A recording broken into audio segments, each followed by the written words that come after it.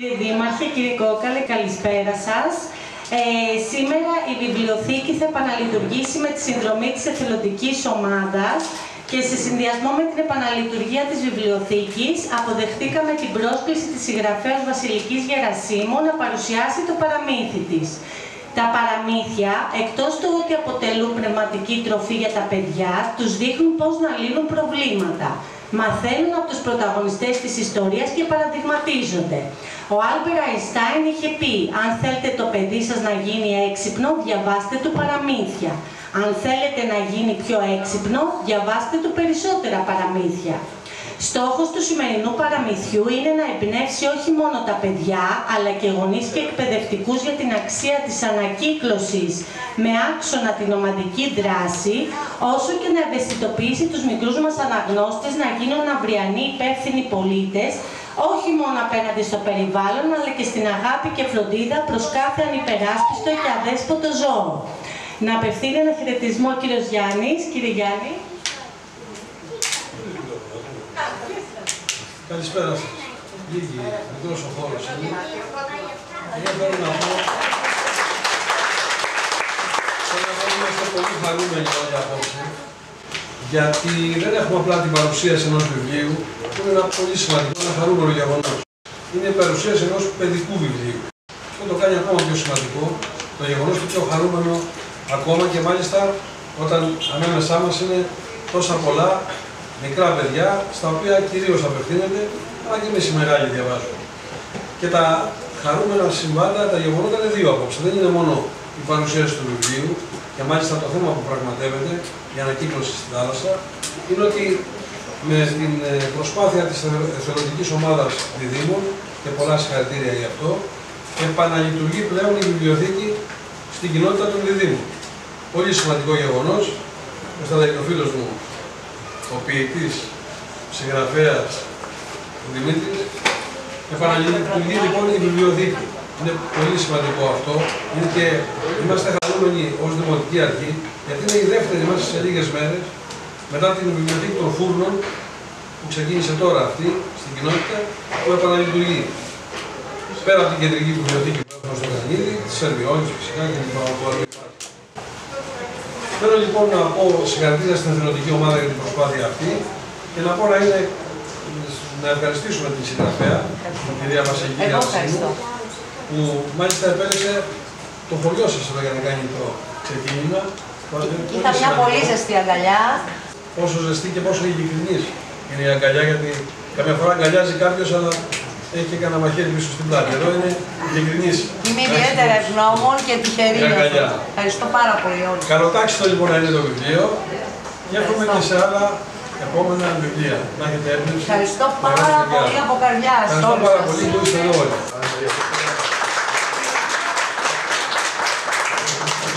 Να σας συστήσω τη Βασιλική Γερασίμου. Η Βασιλική Γερασίμου είναι νέα συγγραφέας παραμυθιού και γεννήθηκε στον Πειραιά Αττικής. Από μικρή ηλικία ανέπτυξε μια βαθιά αγάπη για τα παραμύθια και τη λογοτεχνία και ασχολήθηκε από παιδί με τη ζωγραφική και το γράψιμο. Ξεκίνησε τις σπουδές της από τον τομέα της διοίκησης τουριστικών επιχειρήσεων.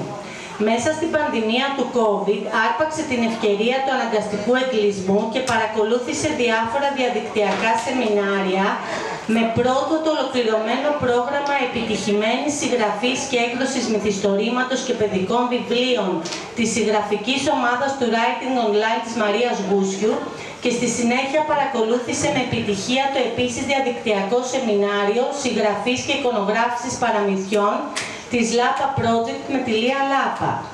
Ωστόσο, όσο ανήσυχο και ονειροπόλο πνεύμα που ήταν από μικρή, στην πορεία ανακάλυψε την αγάπη της για τα αδέσποτα ζώα και ανέπτυξε εθελοντική δράση στο καταφύγιο αδέσποτων ζώων του περάματος Πειραιά και σε διάφορες φιλοζωικές δράσεις της περιοχής της.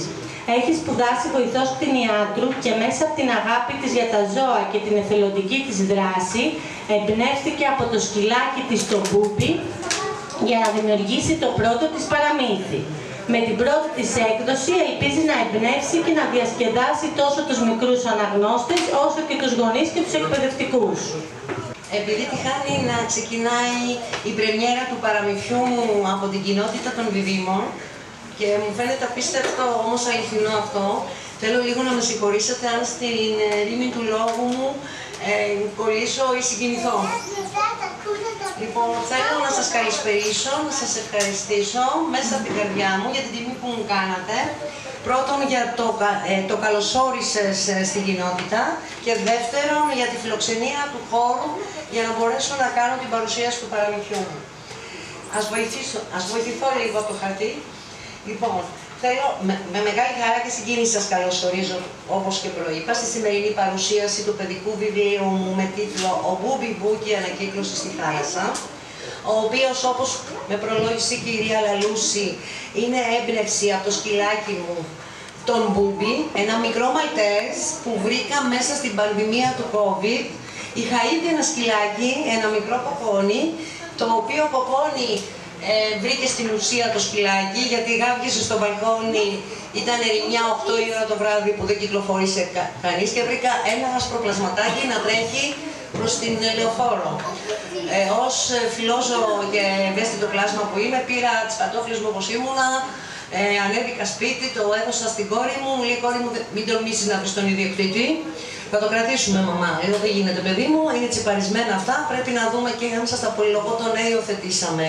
Μάλλον αυτός με υιοθέτησε τελικά και ήταν η τύχη μου, το κάρμα μου, να φτάσω αυτή τη στιγμή να τον παρουσιάζω ως τον ήρωά μου, έναν αληθινό ήρωα, πραγματικά όντως ένας αληθινός ήρωας. Είναι αυτό εδώ το εξαίρετο απίθανο πλάσμα. Σκεφτόμουν πολύ να το έφερνα εδώ, αλλά απ' την άλλη λόγω της ζέστης και της πολυκοσμίας φοβήθηκα μην φοβηθεί, μην τρέμει και έτσι δεν ήθελα να το ταλαιπωρήσω, γιατί για μένα και αυτό είναι κακοποίηση. Όταν εμείς ανθρωποποιούμε τα ζώα μας και νομίζουμε ότι διασκεδάζουν με τον τρόπο που εμείς διασκεδάζουμε, άθελά μας, αγαπώντας τα, μπορεί και να τα κακοποιούμε συσταγωγικά. Όπως το να τα αφήνουμε, τώρα λίγο ξέφυγα, αλλά νομίζω ότι είναι κέριο αυτό, όπως να τα αφήνουμε να πηγαίνουμε για μπάνιο, που βλέπω πολύ συχνά στις παραλίες. Κάνουμε εμείς το μπάνιο μας, είμαστε κάτω από την ομπρέλα μας και αφήνουμε τα σκυλάκια με το παράθυρο στο ένα δάκτυλο. Και νομίζουμε ότι το σκυλάκι είναι ασφαλές. Το σκυλάκι μπορεί να πάθει θερμοπληξία και χωρίς να το κάνουμε επίτηδες. Απλά το λέω έτσι λίγο ενημερωτικά πριν αρχίσω την παρουσίαση του παραμυθιού μου. Αυτό λοιπόν είναι ο Μπούμπι.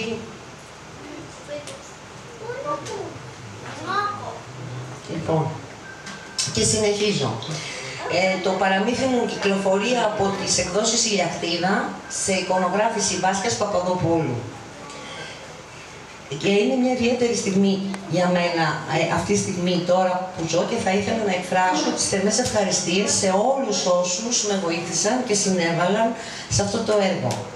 Πρώτα απ' όλα δεν θα μπορούσα να μην ξεκινήσω ευχαριστώντας την οικογένειά μου και ιδιαίτερα τον σύζυγό μου, τον Πέτρο, για την κατανόηση, την υπομονή του και την αμέριστη υποστήριξη και την αγάπη του για το διάστημα που έπρεπε να απομονωθώ και να ασχοληθώ με τη συγγραφή του βιβλίου μου.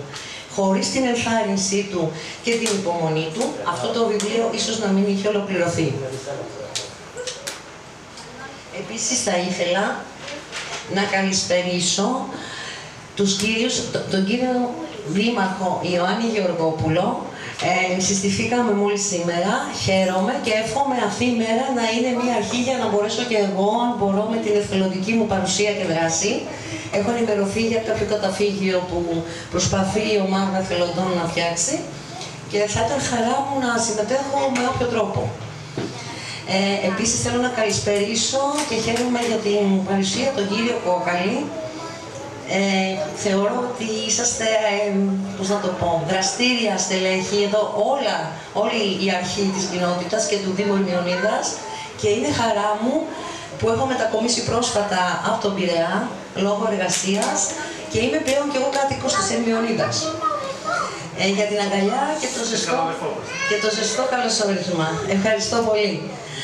Συνεχίζω για να ευχαριστήσω τα μέλη της ομάδας εθελοντών διδήμων, τις κυρίες Αντωνία Μπάρδη, τοπική σύμβουλο της κοινότητας των διδήμων, την κυρία Κατερίνη Κουτέση, φιλόλογο καθηγήτρια, την κυρία Τζέννη Μπρούστα και την κυρία Εφροσύνη Μεθενίτη.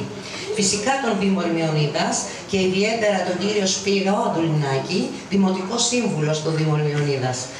Την αγαπητή μου και συμπαθέστατη κυρία Ιωάννα Σιμοπούλου, Διευθύντρια του Δημοτικού Σχολείου Διδήμων, τον κύριο Γεώργιο Αντουλινάκη, που χωρίς αυτόν, χωρίς την τεχνική του υποστήριξη, δεν θα γινόταν αυτή η προβολή. Τον ευχαριστώ ιδιαίτερα. Στην αγαπητή φίλη και συνάδελφο, δεν έχει προλάβει να έρθει, γιατί είναι ακόμα στην εργασία μας και όπου να είναι ίσως έρθει, είναι η κυρία Ελένη Προσήλη, που ήταν η πρώτη από τις φίλες και συνάδελφους που ήρθα εδώ από τις πρώτες μέρες, η οποία με τον ενθουσιασμό της μου παρήγγειλε το παραμύθι μου και ήταν από τις πρώτες συναδέλφους που το διάβασε και κατάλαβε και πίστεψε την προστιθέμενη αξία που θέλω να δώσω μέσα από την ιστορία μου και την καμπάνια ανακύκλωσης μέσα στα σχολεία. Ένα πολύ μεγάλο ευχαριστώ από καρδιάς στην εξαίρετη εκπαιδευτικό, την κυρία Λίζα Γαλούση, γιατί ήταν η πρώτη δασκάλα που πίστεψε στο βιβλίο μου και με χαρά δέχτηκε να παρουσιάσει μέσα στη σχολική της τάξη το παραμύθι μου, έχοντας την αποδοχή και τον ενθουσιασμό των μικρών μαθητών της στην ανάγνωση του παραμυθιού. Κυρία Γαλούση, σας ευχαριστώ και δημόσια για την αποδοχή και τη συγκίνηση που ένιωσα όταν μου στείλατε τις πρώτες ζωγραφιές των μαθητών της μέσα από την ανάγνωση της ιστορίας του παραμυθιού για την ανακύκλωση στη θάλασσα και τις διαδραστικές ασκήσεις που περιέχει το βιβλίο μου, έτσι όπως οι μικροί μαθητές της τις φαντάστηκαν και τις αποτύπωσαν στο χαρτί. Αυτές οι ζωγραφιές αποτέλεσαν για μένα την πρώτη επιβράβευση, έτσι το ένιωσα, για να συνεχίσω να το προωθώ και δυναμικά να το βάλω μέσα στα σχολεία μας ως εργαλείο του κάθε εκπαιδευτικού για να μπορέσει να μιλήσει στα παιδιά και να ευαισθητοποιήσει τα μικρά παιδιά για την αξία της ανακύκλωσης, τόσο όσο και τα ίδια, όσο και για το περιβάλλον μας. Θεωρώ, και το έγραψα μάλλον με σκοπό ότι δεν θα είναι άλλο ένα παραμύθι, ότι θα είναι μια καμπάνια ενημέρωσης.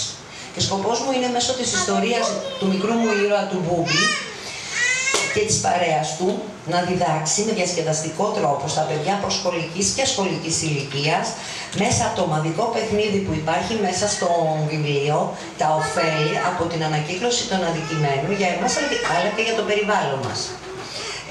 Μια τελευταία ευχαριστία επίσης, δεν θα μπορούσα να μην ευχαριστήσω και την αγαπημένη μου φίλη Φανή Πουρέγκα, την αξιόλογη life coach και συγγραφέα, γιατί ήταν η πρώτη που μέσα από την προσωπική ιστορία γυναικείας μεταμόρφωσης με ενέπνευσε, με στήριξε από την αρχή της συγγραφής του βιβλίου μου μέχρι και την έκδοσή του. Κλείνοντας, θα ήθελα να ευχαριστήσω όλους εσάς που με τιμήσατε με την παρουσία σας σήμερα και ελπίζω να απολαύσετε την παρουσίαση. Ξεκινάμε.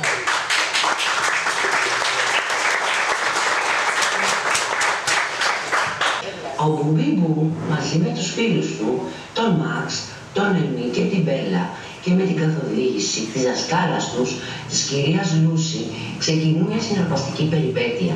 Μαθαίνουν την τεράστια σημασία της ανακύκλωσης για το περιβάλλον και για εμάς τους ίδιους. Μέσα από την ιστορία του μικρού μας ήρωα, οι μικροί μας αναγνώστες, διασκεδάζοντας μέσα από πολλές διαδραστικές ασκήσεις και βιωματικό παιχνίδι για μέσα στην τάξη, ειδικά σχεδιασμένες για μικρά παιδιά νηπιαγωγείου και για κατασκευές ανακυκλώσιμων αντικειμένων, θα κατανοήσουν πώς η ανακύκλωση μπορεί να προστατεύσει τον πλανήτη μας και να βελτιώσει την ποιότητα της ζωής μας. Με ενθουσιασμό και περιέργεια, οι μικροί μας φίλοι ανακυκλώνουν με νέους τρόπους για να συμβάλλουν στην προστασία της φύσης, μαθαίνοντας πολύτιμα μαθήματα που θα τους συνοδεύουν για πάντα. Αυτή ήταν μια συνοπτική παρουσίαση. Μια συνοπτική παρουσίαση για να πάρετε μια ιδέα στη δομή και στο πώς έγραψα το παραμύθι. Είναι η ιστορία, ξεκινάει με την ιστορία. Τα παιδάκια είναι, τα σκυλάκια μάλλον, μαζί με τη δασκάλα τους, πάνε στην κοντινή παραλία της περιοχής τους για να ανακυκλώσουν. Και με αυτή την αφορμή μπορώ και δίνω μετά στο τέλος της ιστορίας διαδραστικές ασκήσεις με θέμα την ανακύκλωση. Με την εκπαιδευτικό ή τη δασκάλα, βιωματικό παιχνίδι, θεατρικό παιχνίδι, Μπορεί ο δάσκαλος μες στην τάξη, με ό,τι υπάρχει μες στην τάξη, να μάθουν τα παιδιά να ξεχωρίζουν ποιο από αυτά που βλέπουμε αυτή τη στιγμή γύρω μας. Το ξύλο, το χαρτί, το πλαστικό ανακυκλώνεται και πού ανακυκλώνεται. Σε ποιους κάδους, ποιοι είναι αυτοί οι κάδοι, όλα αυτά αναφέρονται μέσα στο παραμύθι.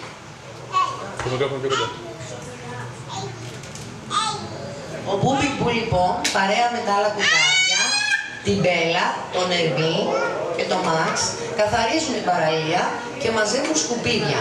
Έτσι διατηρούν το περιβάλλον και την παραλία καθαρή.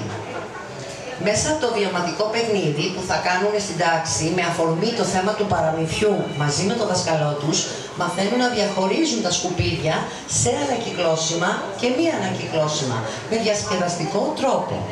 Μαθαίνουν σε ποιους κάδους θα βάλουν το χαρτί, σε ποιον κάδο πάει το αλουμίνιο και το πλαστικό και ποιος είναι ο κάδος που βάζουμε τα λεγόμενα οργανικά σκουπίδια, τα οποία είναι από τα τρόφιμα και όπως έχουμε δει στα τελευταία χρόνια πρέπει να έχουμε παρατηρήσει κάτι καφέ πλαστικούς κάδους που μπορεί να είναι σίγουρα έξω από τα σούπερ μάρκετ και στα μανάβικα, στα εχθιοπολία, έτσι ώστε όλα τα υπολείμματα από τα φυτικά και τα ζωικά τρόφιμα να μπορούν να ανακυκλωθούν, να γίνει λεγόμενη κομποστοποίηση από ειδικές εταιρείες για να μπορούν να γίνουν λίπασμα ακίνδυνο και οργανικό και να χρησιμοποιηθεί για τα φυτά μας. Διάσωση θαλάσσιας χελώνας. Μέσα στο παραμύθι, εκεί που τα παιδιά ανακυκλώνουν, υπάρχει η ιστορία της διάσωσης της θαλάσσιας χελώνας, η οποία κινδυνεύει από τα πλαστικά, τις σακούλες και τα μπουκάλια που οι άνθρωποι αυθαίρετα αφήνουμε στις παραλίες. Θα το πάρει το κύμα, θα το πάει μέσα, τη σακούλα μπορεί να τη φάει το ψαράκι, μπορεί να μείνουν κάποια υπολείμματα μέσα στο ψαράκι από τα πλαστικά και όταν πάει ο ψαράς να ψαρέψει το ψαράκι, θα έχει φάει το πλαστικό και εμείς πάλι θα ξαναφάμε, θα γίνει μια τέτοια λάθος ανακύκλωση. Οπότε, αν είχαμε μαζέψει τις σακουλίτσες μας πηγαίνοντας για μπάνιο, τα μπουκάλια μας, τα νερά μας, προστατεύουμε όχι μόνο την παραλία μας, αλλά και τα ζωάκια και τα ψαράκια, τις θαλάσσιες χελωνίτσες που ζουν μέσα στο βυθό της θάλασσας. Και για την προστασία γενικότερα του θαλάσσιου περιβάλλοντος. Όπως σας προείπα, τα παιδιά μέσα από τη διάσωση της θαλάσσιας χελώνας είναι μια διασκεδαστική ιστορία. Παίρνω το μήνυμα ότι η διατήρηση της καθαρής παραλίας, όπως σας ανέλησα, δεν αφορά μόνο τον άνθρωπο, αλλά και τα θαλάσσια ζώα και φυτά. Και ας πούμε λίγο για ωφέλη γιατί πρέπει να ανακυκλώνουμε. Γιατί πλέον στις δικές μας μέρες ζούμε κάποιους καιρούς δύσκολους, τη λεγόμενη, έχετε όλοι ακούσει, για την κλιματική αλλαγή. Θέλω να πιστεύω αυτές όλες οι εταιρείες που έχουν γίνει, οι λεγόμενες χιτά, τα πολτοποιούν και τα ανακυκλώνουν, έχει σαν αποτέλεσμα να μην καταλήγουν τα σκουπίδια στις λεγόμενες κουματερές, που είναι αιστείες μόλυνσης όχι μόνο για το περιβάλλον, αλλά και για τα ζώα και για τα νερά. Γιατί όταν είναι παραδίπλα το υδραγωγείο της πόλης και είναι δίπλα στη χωματερή, για παράδειγμα, θα μολύνει και το νερό, αυτό που πίνουμε. Και νομίζω αυτό, ειδικά με το νερό, είναι ένα πρόβλημα κέριο που απασχολεί όλη την περιοχή μας εδώ. Οπότε με την ανακύκλωση βοηθάει και στην ποιότητα της σίδρευσης κάθε περιοχής, όταν τα σκουπίδια δεν είναι αυθαίρετα κάπου, παρά είναι σε ένα χώρο που μπορούν να ανακυκλωθούν και να μεταποιηθούν. Επίσης βοηθάει στην προστασία της άγριας ζωής. Η μείωση της εξόρυξης φυσικών πόρων και της ρύπανσης προστατεύει το οικοσύστημα των ζώων και των φυτών, συμβάλλοντας στη διατήρηση της βιοποικιλότητας. Βοηθάει στην καταπολέμηση της λεγόμενης κλιματικής αλλαγής, στη μείωση των αερίων του θερμοκηπίου και συμβάλλει στην προσπάθεια και στη μείωση των επιπτώσεων της κλιματικής αλλαγής. Εξοικονομούμε ενέργεια. Η παραγωγή προϊόντων από ανακυκλωμένα υλικά απαιτεί λιγότερη ενέργεια, αφού δεν θα χρειαστεί να ξαναχρησιμοποιηθούν τα μηχανήματα, να ξαναδουλέψουν τα εργοστάσια που θα βγάλουν με τη σειρά τους τα καυσαέρια και τη ρύπανση. Οπότε απαιτεί λιγότερη ενέργεια σε σύγκριση με την παραγωγή από πρωτογενείς πρώτες ύλες, όπως είναι τα ξύλα που θα κόψουμε από τα δάση μας, προστατεύοντας παράλληλα και τα δάση μας από την αλόγιστη κοπή τους. Συμβάλλοντας λοιπόν στην εξοικονόμηση ενέργειας και τη μείωση της εξάρτησης από ορυκτά καύσιμα. Τι σημαίνει αυτό? Ότι μειώνεται η ανάγκη χρήσης πετρελαίου, υδρογοναθράκων, των οποίων παίρνουμε από τις θάλασσες, τις οποίες όπως βλέπετε έχουν καταστραφεί, γίνονται σεισμογενείς, γιατί επηρεάζονται οι λεγόμενες γεωγραφικές πλάκες και όλο αυτό έχει σαν αποτέλεσμα επίπτωση στη ζωή μας. Γι' αυτό τώρα όλος ο κόσμος έχει ευαισθητοποιηθεί στη χρήση άλλων πόρων ενέργειας, του αέρα, της υδάτινης ενέργειας, της ηλιακής ενέργειας, η οποία είναι δωρεάν και τσάμπα. Αυτά ήταν μία μικρή σύνοψη στο γιατί πρέπει να ανακυκλώνουμε, στο γιατί βοηθάει η ανακύκλωση εμάς, το περιβάλλον και τα ζώα που ζουν στα δάση και στα βουνά και κυρίως στη θάλασσα. Η δασκάλα λοιπόν εδώ μες στο παραμύθι μας μαθαίνει στα μικρά σκυλάκια για την ανακύκλωση. Και εξηγεί γιατί η ανακύκλωση είναι σημαντική για την διατήρηση του περιβάλλοντος. Μαθαίνει στα παιδάκια μέσα από το παιχνίδι να διαχωρίσουν τα υλικά. Δηλαδή ότι υπάρχουν οι τρεις κάδοι, ο μπλε που μπαίνει το χαρτί, που μπαίνει το αλουμίνιο και το χαρτί, ο πράσινος και ο καφέ. Τους εξηγεί όμως ότι για να βάλουμε το κάθε αντικείμενο στο κατάλληλο τον κάδο πρέπει πρώτα να ξεκλίνουμε το αντικείμενο, δηλαδή το κουτάκι το γάλα δεν θα το πετάξουμε έτσι μέσα στο αντίστοιχο κάδο, θα πρέπει να το ξεκλίνουμε για να μπορέσουν να τα πάρουν οι εταιρείες διαδικασίας ανακύκλωσης, να μπορέσουν κατευθείαν να τα βάλουν στα μηχανήματα ανακύκλωσης χωρίς να υπάρχουν ακαθαρσίες. Έτσι λοιπόν η δασκάλα μαθαίνει στα κουτάβια, στα μικρά παιδάκια κατά συνέπεια, πώς να ξεχωρίζουν τα υλικά που ανακυκλώνονται με όμορφο, διασκεδαστικό και ευχάριστο τρόπο. Επίσης μέσα από τα παιχνίδια και τις δραστηριότητες που έχω εμπλουτίσει το παραμύθι, αποσκοπώ στο να περάσουμε στα παιδάκια μας με διασκεδαστικό τρόπο και χαλαρωτικό την ευαισθησία να αγαπάνε το περιβάλλον, να φροντίζουν το δικό τους περιβάλλον, αλλά και το περιβάλλον γύρω μας και της γης μας. Αυτό θα βοηθήσει μεθαύριο να γίνουν εκείνοι λίγο πιο υπεύθυνοι όριμοι πολίτες και να μάθουν ότι αντί να πετάμε τα σκουπιδάκια από τη σοκολάτα κάτω στο πεζοδρόμιο ή να πετάμε το χαρτάκι που φάγαμε το παγωτό μας έξω από το παράθυρο του αυτοκινήτου, θα το κρατήσουμε σε μια σακουλίτσα μέχρι να φτάσουμε στον προορισμό και η μαμά θα το πετάξει σε μια σακουλίτσα στα σκουπίδια. Μόλις φτάσουμε σπίτι. Αυτή λοιπόν ήταν η ιδέα μου. Αυτό ήθελα να περάσω, θέλω μάλλον να περάσω μέσω του παραμυθιού. Έχω μεγάλο όραμα για αυτό το παραμύθι. Θέλω να μπει σε όλα τα σχολεία, όχι μόνο της τοπικής κοινότητας του Δήμου μας, και στον Πειραιά και στην Αθήνα.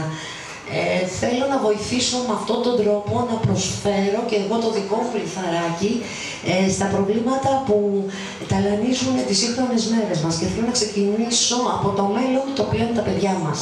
Τα παιδιά μας είμαστε εμείς που θα τα βοηθήσουμε σε συνεργασία με τον εκπαιδευτικό να μάθουν και να γίνουν υπεύθυνοι πολίτες. Η ανακύκλωση λοιπόν, τελειώνοντας, λέμε ότι έχει σημαντικά όφελη για το περιβάλλον, όπως τα είπα πριν, συμβάλλει στην προστασία και στην εξοικονόμηση των φυσικών πόρων, μειώνει τη ρύπανση και τον όγκο των απορριμμάτων και βοηθάει κατά συνέπεια στην καταπολέμηση της κλιματικής αλλαγής. Μία εικόνα να είχαμε, να μπορούμε να πούμε πώς θα ήταν η ζωή χωρίς την ανακύκλωση, ενάντια στη ζωή με ανακύκλωση. Το μήνυμα της ανακύκλωσης. Η ανακύκλωση είναι ζωτικής σημασίας. Σε αυτό δεν υπάρχει αμφιβολία, νομίζω, από κανέναν μας, για την προστασία του περιβάλλοντος, διατήρηση φυσικών πόρων, των δασών και τις θάλασσές μας. Χωρίς ανακύκλωση, τα απορρίμματα, όπως είπαμε, καταλήγουν στις χωματερές, μολύνουν το έδαφος, μολύνουν τα ύδατα και συμβάλλουν με όλο αυτό στην κλιματική αλλαγή. Με την ανακύκλωση μειώνουμε τα απορρίμματα, εξοικονομούμε ενέργεια, φυσικούς πόρους και προστατεύουμε τα φυτικά και ζωικά οικοσυστήματα. Σύγκριση ζωής χωρίς ανακύκλωση και ζωής με ανακύκλωση. Χωρίς ανακύκλωση. Πώς είναι οι πόλεις μας, πώς είναι οι παραλίες μας, γεμίζουν απορρίμματα. Τα δάση μας, γεμάτα απορρίμματα από το πικνίκ που θα πάμε στο δάσος και δεν θα το πετάξουμε ή να το πάρουμε μαζί μας, να το πετάξουμε σε ένα γάδο. Και μένει εκεί. Εμείς λέμε, άλλα μωρέ, εντάξει, έφυγε. Ναι, αλλά θα έρθει κάποια στιγμή να θέλουμε να ξαναπάμε σε αυτό το δάσος, να ξαναπάμε σε αυτή την παραλία και θα μας περιμένουν τα σκουπιδάκια μας, παρέα με κάποιο άλλο που σκέφτηκε παρόμοια. Και έτσι πάει λέγοντας, μολύνουμε το περιβάλλον. Τα ξαναβρίσκουμε δηλαδή μπροστά μας. Οπότε, εάν ξεκινήσουμε να σκεφτόμαστε οικολογικά, όπως λέμε, αυτό θα ωφελήσει όχι μόνο εμάς τους ίδιους, αλλά και γενικότερα το περιβάλλον. Με ανακύκλωση. Οπότε, οι πόλεις και οι παραλίες είναι καθαρότερες. Κάθε φορά που θα πηγαίνουμε στην ίδια παραλία, εφόσον όλοι μπούμε στο νόημα και στην ευαισθητοποίηση της ανακύκλωσης, θα τη βρίσκουμε πάντα καθαρή. Δεν θα βρίσκουμε τα μπουκάλια, τις σακούλες, τα πάμπερς ή οτιδήποτε είναι πλαστικό, το οποίο κάνει χιλιάδες χρόνια να ανακυκλωθεί και να λιώσει από το περιβάλλον. Και η σακούλα μπορεί να ταξιδέψει με τα κύματα στη θάλασσα, να τα φάει το ψαράκι όπως είπαμε, να γίνουν μικρά κομματάκια στην κυλίτσα του ψαριού και όταν η μαμά πάει και μας μαγειρέψει αυτό το ψαράκι, πιθανό να φάμε κι εμείς χωρίς να το δούμε, δεν φαίνονται αυτά, τα μικροπλαστικά. Οπότε αυτό κάνει κακό και στην υγεία μας. Και κλείνοντας, αυτό το μήνυμα που είπα ότι θέλω να περάσω και θα το κάνω σκοπό είναι να καλλιεργήσουμε μια κουλτούρα ανακύκλωσης και σε μικρούς και σε μεγάλους. Και εμείς οι μεγάλοι θέλουμε να είμαστε λίγο πιο ευαισθητοποιημένοι. Είναι ένα παραμύθι που δεν απευθύνεται μόνο σε μικρούς, απευθύνεται και σε μεγάλους. Και να υιοθετήσουμε υπεύθυνες περιβαλλοντικές συμπεριφορές για ένα βιώσιμο μέλλον. Όχι μόνο για εμάς, κυρίως όμως για τα παιδιά μας. Για μένα θέλω, όπως έχω προειπεί, να είναι ένα εκπαιδευτικό εργαλείο για τον δάσκαλο και να μπορεί με αυτό το παραμύθι και με θέμα την ανακύκλωση να το χρησιμοποιήσει για την κατανόηση της σημασίας της προστασίας του περιβάλλοντος, συζητώντας το και διαβάζοντάς το μες στην τάξη και τελειώνοντας την ιστορία να έχει τα εργαλεία των ασκήσεων, των βιωματικών δραστηριοτήτων, το θεατρικό παιχνίδι, γιατί έχουμε βάλει και βιωματικό παιχνίδι, δηλαδή μπορεί η ιστορία να γίνει και σαν ένα θεατράκι. Και έτσι τα παιδιά καλύτερα θεωρώ ότι το παιδί δεν θέλει να του λες, θέλει να του δείχνεις. Εμείς οι γονείς δεν διδάσκουμε τα παιδιά με τα λόγια μας, με τις πράξεις μας. Και ως επιτοπλίστων τα παραδείγματα είναι που ακολουθούν τα παιδιά μας, ως επιτοπλίστων. Λοιπόν, αυτό ήταν με λίγα λόγια η παρουσίαση.